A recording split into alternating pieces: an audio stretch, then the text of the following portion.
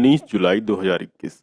मोदी सरकार के पेगासस जासूसी कांड में अभी अगले कई दिनों तक खुलासे होते रहेंगे। ये सारे खुलासे एक साथ पूरी डिटेल में आपको इसी चैनल पर देखने को मिलेंगे। इस सीरीज में ये पहला एपिसोड है जिसमें मशहूर पत्रकार सिद्धार्थ वरदराजन, जिनका खुद का फोन मोदी ने पेगासस के जरिए टेप किया था, वो बता रहे हैं कि कैसे मोदी ने अपने मंत्रियों और संतरियों की जासूसी करवाई। सिद्धार्थ वरदराजन की ये बताई खबर इस खुलासे का महज एक दरवाजा है। इसके अंदर अभी और भी कई खुलासे होने बाकी हैं। तो चलिए सीधे देखते हैं कि सिद्धार्थ साहब ने क्या खुलासा किया है। द वायर और 16 उसके मीडिया सहयोगियों ने इस मामले में तफसील से इन्वेस्टिगेशन की है। इन्वेस्टिगेशन बताती है कि इजराइल की एक सर्विलांस तकनीक कंपनी अभी तक हजारों लोगों के मोबाइल फोन टेप करती रही है। इस कंपनी से जो हजारों लोगों के नंबर लीक हुए हैं उनमें 300 तो सर्टिफाइड भारतीय नंबर हैं। ये 300 नंबर भारत में मोदी की सरकार में शामिल मंत्री तो हैं ही। इन 300 नंबरों में विपक्ष के नेता हैं, पत्रकार हैं, अदालत से जुड़े लोग हैं, बिजनेसमैन, सरकारी अधिकारी और सिविल राइट्स से जुड़े कार्यकर्ता इन नंबरों से बातचीत करते रहे हैं। इन नंबरों से जुड़े फोन के एक छोटे से ग्रुप पर की गई फॉरेंसिक इन्वेस्टिगेशन दिखाती है कि पेगासस स्पाईवेयर के जरिए 37 लोगों के फोन को निशाना बनाया गया था, जिनमें से 10 तो भारतीय हैं। फोन का तकनीकी विश्लेषण किए बिना निर्णायक रूप से यह बताना पॉसिबल नहीं है कि इस पर सिर्फ हमले की कोशिश की गई या फिर सबके फोनों से सक्सेसफुल हैकिंग की गई है। दुनिया भर में पेगासस की बिक्री करने वाली इजरायली कंपनी एनएसओ ग्रुप का कहना है कि उसके ग्राहक सर्टिफाइड सरकारों तक ही हैं। हालांकि ये कंपनी अपने ग्राहकों की पहचान बताने से इनकार करती है, लेकिन इसका इस हफ्ते दोहराया गया ये दावा इस पॉसिबिलिटी को खारिज कर देता है कि भारत में या विदेश में कोई निजी संस्था उस सेंधमारी के लिए जिम्मेदार हो सकती है, जिसकी पुष्टि द वायर और दुनिया भर के मीडिया हाउसेस के सहयोगियों ने की है। अब देखते हैं कि इतनी भारी भरकम कंपनी से ये सारे फोन नंबर लीक कैसे हुए। दरअसल लीक डेटाबेस पेरिस की एक नॉन प्रॉफिटेबल मीडिया संस्था फॉरबिडन स्टोरीज और एमनेस्टी इंटरनेशनल ने अपने जुगाड़ से हासिल किया। फिर शुरू हुई इसकी इन्वेस्टिगेशन। इन लोगों ने ये सारा data the Wire, Le Monde, the Guardian, Washington Post, Suddeutsche Zeitung और 10 अन्य मैक्सिकन, अरबी और लेबनानी न्यूज संगठनों के साथ शेयर किया। इस इन्वेस्टिगेशन का नाम रखा गया पेगासस प्रोजेक्ट और फिर सब ने मिलकर के जांच शुरू कर दी।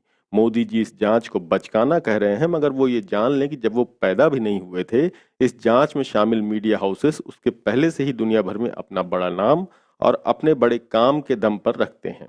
बहरहाल इस लिस्ट में जो नंबर पहचाने गए उनमें से अधिकतर नंबर इन 10 देशों के थे। ये 10 देश हैं: Bharat, Azerbaijan, Bahrain, Kazakhstan, Mexico, Morocco, Rwanda, Saudi Arab और संयुक्त अरब अमीरात।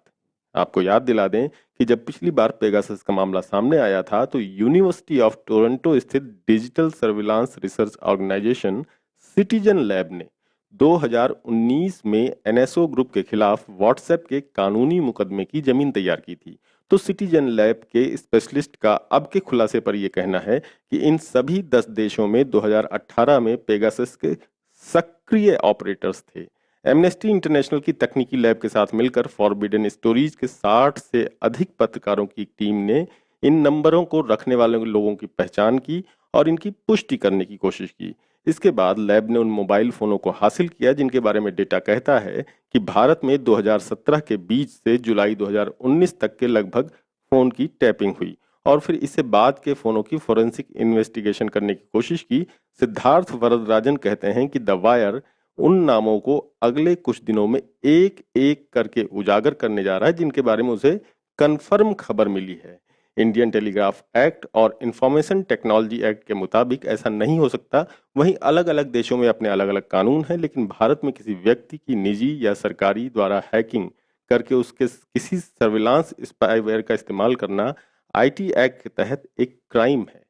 पेगासस के जरिए मोदी जी ने जिन लोगों को निशाना बनाया उनमें 40 से अधिक पत्रकार, 3 प्रमुख विपक्षी नेता, एक संवैधानिक प्राधिकारी यानी अदालती अफसर, नरेंद्र मोदी सरकार में 2 पदासीन मंत्री, सुरक्षा संगठनों के वर्तमान और पूर्व प्रमुख और वहीं के और भी अधिकारी सहित बड़ी संख्या में कारोबारियों के नाम शामिल हैं। पेगासस प्रोजेक्ट के डेटाबेस में शामिल नंबरों में एक नंबर एक सुप्रीम कोर्ट में ऑन ड्यूटी रहे जज के नाम तक पर रजिस्टर्ड था। लेकिन दवायर ये कंफर्म नहीं कर पाया है कि ये नंबर, जो कि उन जज साहब ने निशाना बनने के लिए चुने जाने से पहले ही छोड़ दिया था, क्या तब भी उनके व्हाट्सएप या उसके जैसे किसी और चैटिंग ऐप से जुड़ा था जब ये नंबर चुना गया था। इसलिए दवायर ने बताया है कि जब तक वो टेप के वक्त में इसका असली यूजर कंफर्म नहीं कर लेता है, तब तक वो उस जज का नाम नहीं बताएगा। दवायर ने यह भी कहा है कि दुनिया भर के 12 राष्ट्राध्यक्ष या सरकारों के मुखियाओं को छोड़कर दवायर ऐसी किसी पहचान को उजागर नहीं करेगा जो आतंकवाद विरोध या देशों के बीच जासूसी का मामला बन सकता है। वहीं दूसरी तरफ इजराइल की बदनाम कंपनी, जिससे कि मोदी जी ने गांठ जोड़ी है, उस एनएसओ ग्रुप का कहना है कि लीक डेटाबेस वो नंबर नहीं हैं जिन्हें सरकारों ने पेगासस के जरिए हैक किया था। इस कंपनी ने दवायर और पेगासस प्रोजेक्ट के सहयोगियों को अपने वकील के जरिए एक चिट्ठी भी भेजी है। इस लेटर में उसने कहा है कि ये यकीन करने के लिए काफी वजह हैं कि लीक डेटा उन नंबरों की एक बड़ी सूची का हिस्सा हो सकता है जिसका इस्तेमाल शायद एनएसओ ग्रुप के कस्टमर्स ने दूसरे मकसदों के लिए किया हो। जब इन एनएसओ वालों से ये पूछा गया कि भैया जरा ये बताना कि ये दूसरे मकसद क्या हो सकते हैं, तो कंपनी ने पैंतरा बदलते हुए ये दावा करने लगी कि लीक रिकॉर्ड सार्वजनिक तौर पर उपलब्ध HLR लुकअप सर्विस जैसे ओपन सोर्सेज पर आधारित है और उसका पेगासस या एनएसओ के किसी दूसरे प्रोडक्ट के कस्टमर टारगेट की सूची से के साथ कोई रिलेशन नहीं है। अब जानिए कि ये HLR लुकअप सर्विस क्या भला है। दरअसल इस सर्विस का इस्तेमाल ये टेस्ट करने के लिए किया जाता है कि दिलचस्पी वाला कोई नंबर मौजूदा वक्त में किसी नेटवर्क में है या नहीं है। इसके अलावा इनकी भले ही टेली मार्केटिंग वालों के लिए बिजनेस यूटिलिटी हो, टेलीकॉम सुरक्षा विशेषज्ञों का कहना है कि HLR लुकअप्स एक स्पाईवेयर आधारित सर्विलांस का हिस्सा हो सकते हैं। बर्लिन के सिक्योरिटी रिसर्च लैब्स के चीफ साइंटिस्ट कार्स्टन नोल ने पेगासस प्रोजेक्ट को बताया कि एक HLR लुकअप को इस्तेमाल करने का सबसे महत्वपूर्ण कारण ये है कि इससे पता चल जाएगा कि फोन चालू है, बोले तो हैकिंग के लिए अवेलेबल है। ये मानते हुए कि लीक हुए नंबर HLR लुकअप सर्विस का आउटपुट दिखा सकते हैं, जैसा कि एनएसओ का खुद कहना है। एक बात ये है कि इससे पहले पेगासस का इस्तेमाल करने वाली कम से कम 10 सरकारों से लीक हुआ डेटा आ चुका है और ये डेटा बताता है कि ये सब या तो एक ही सर्विस प्रोवाइडर से निकाले गए हैं या फिर इन्हें किसी मकसद से एक जगह पर इकट्ठा करके रखा गया है। सरकारें जो छुपाना चाहती हैं वो नहीं चाहती कि बड़ी बड़ी हस्तियां पत्रकार उनके बारे में जाने या उनके टारगेट के बारे में कोई जाने। तो ये चीज एक ऐसा सवाल पैदा करती है जो पेगासस बनाने वाली एनएसओ के जोरदार खंडन से उठता है, और ये सवाल ये है कि इन चीजों में कनेक्शन क्या है। हालांकि इतना तो साफ है कि जिन देशों में लोकतंत्र है, जहां कानून का राज है, वहां ऐसी चीजें कानून के राज को और लोकतंत्र में सेंध लगाकर उसे कमजोर करने का ही काम करती हैं। इसलिए इसकी एक स्वतंत्र जुडिशियल इंक्वायरी होनी ही चाहिए। तो ये तो रही दवायर वाले सिद्धार्थ साहब की बात। अब जरा देखते हैं कि इस पर गोदी मीडिया का क्या रिएक्शन है। इस पूरे मामले पर मेन स्ट्रीम मीडिया, जिसे कि हम गोदी मीडिया के नाम से भी जानते हैं, वो मामले को मैनेज करने की फिराक में है। इस मामले में एक खुलासा दवायर ने ही नहीं किया है वो और इस मामले में एक खुलासा दवायर ने ही नहीं किया है वो हम कर रहे हैं कि इस मामले के खुलने से पहले ही इस मामले में सारी जानकारी मोदी जी को पता चल गई थी और एएनआई ने इस मामले के खुलासे से पहले ही मोदी सरकार का वर्जन जारी कर दिया था। वही एएनआई जिसके रिपोर्टर को पिछले दिनों योगी आदित्यनाथ ने चूतिया कहा था।